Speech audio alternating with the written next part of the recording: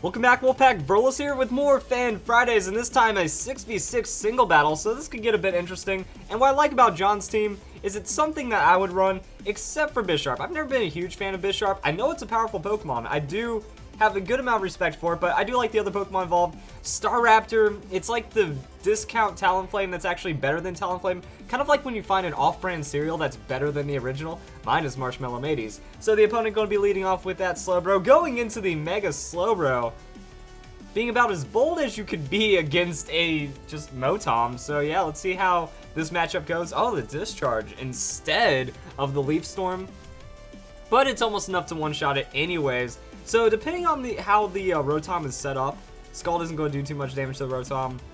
Don't know what's going on right here, so he is going to withdraw his Slowbro. Knows that, yep, that's not a good thing to be matching up against, and in comes the Heatran. So it looks like he anticipated the switch at that point throughout the Discharge. Anyway, is going to get more damage. Discharge, decent damage onto the Heatran, and switching out, because Mo Rotom does not want to deal with the Heatran, but the Vaporeon does. The Vaporeon actually does really well against the Heatran by resisting all of its stab. The Lava Plume going to be shrugged off. No burn? No burn.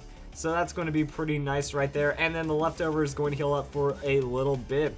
So that's going to be a withdrawal on the Heatran. So getting into a lot of counter matchups and switches. But looking at the opponent's team, Blaziken and the Charizard as well, going to be a bit difficult against this Vaporeon, so you will need to prioritize that Vaporeon.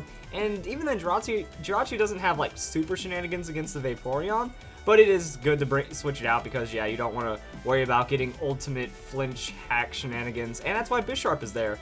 Bisharp's going to be able to endure the Iron Head pretty well. It can Sucker Punch, the priority doesn't matter, and the Sucker Punch is going to be super effective against the Jirachi right there, and it will be enough to knock it out. So, yeah, that's kind of how it goes. And next up, we're going to go back into Slowbro. I guess this is just the time where you sacrifice off your Slowbro because you know it's not going to be able to get anything else done. Oh, the Sucker Punch, though. That's going to be an interesting little play from the Slowbro. Goes out for the Disable. Sucker Punch isn't going to work, and then now it can actually freely go offensive. I thought that was going to be much worse, you know, just go Iron Head, but that's probably banded. So with the understanding that that's a banded Bisharp, yeah, you can kind of set up against it as you need to, and then goes for that switch prediction into the Charizard, but the response was the Vaporeon, and it's kind of a wash right there. So Charizard is going to have to switch out. There was an attempt. As we see the opponent bringing in the Sylveon. So we got an evolution matchup right here for the ages.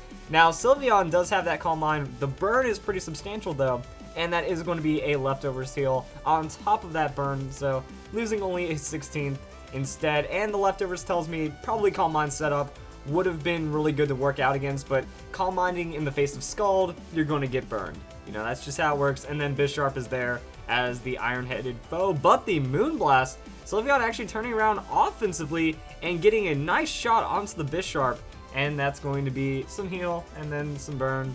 And we get to see where the rest of this ends up going.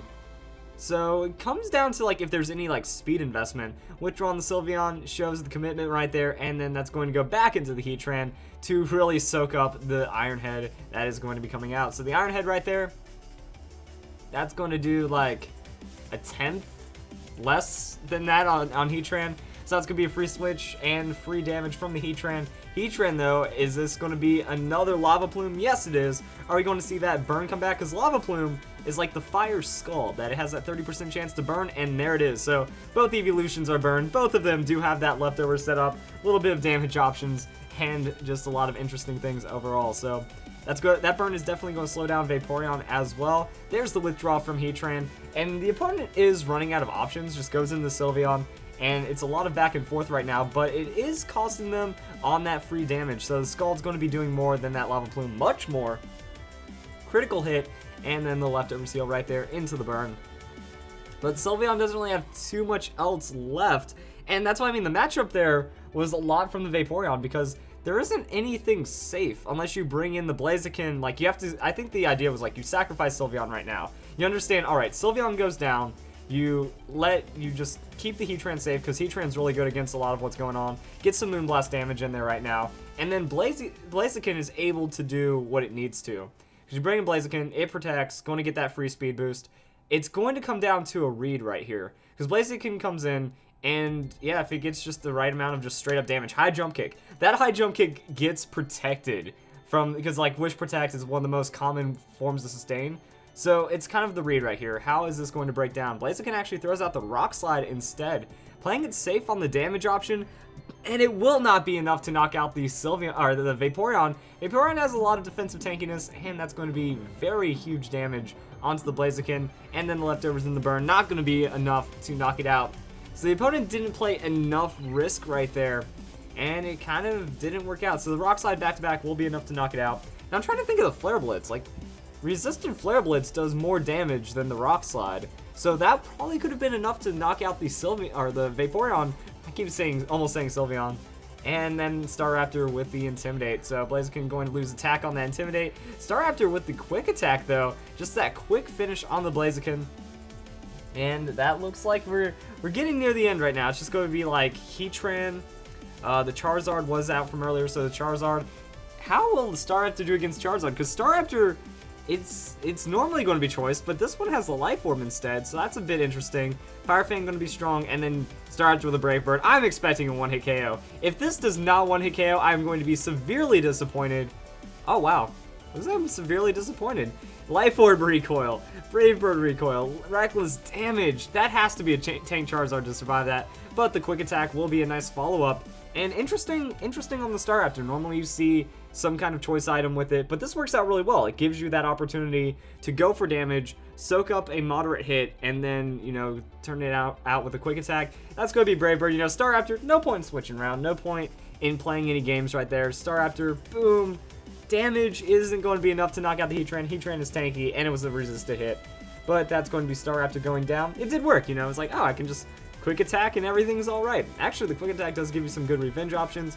And then the Rotom comes in.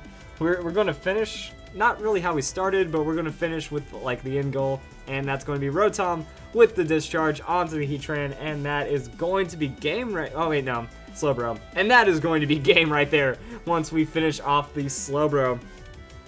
I think that was a fun little battle, you know? That's what you'll see in 6v6. Like, that's a pretty solid 6v6 battle. You know, a lot of switches, try to make some predictions, a lot of damage running over. It depends on like how the team we didn't even get to see Slurpuff. That actually upsets me. I wanted to see some Slurpuff action, because Slurpuff, once it gets set up, can actually do a lot of really cool things against that team. Actually, I don't know how the Slowbro problem would be. I don't think Slowbro has enough damage, and Slurpuff could get some really solid damage on that play rough if it was the Belly Drum set. And just a lot of fun stuff. But yeah, the opponent running way too much weakness to water right there. The Vaporeon was a really good pivot Pokemon, and you could just kind of do whatever. So, hope you guys enjoyed this Fan Fridays. Nice steady battle from John, and I hope to see you guys in the next Fan Fridays coming up in a bit.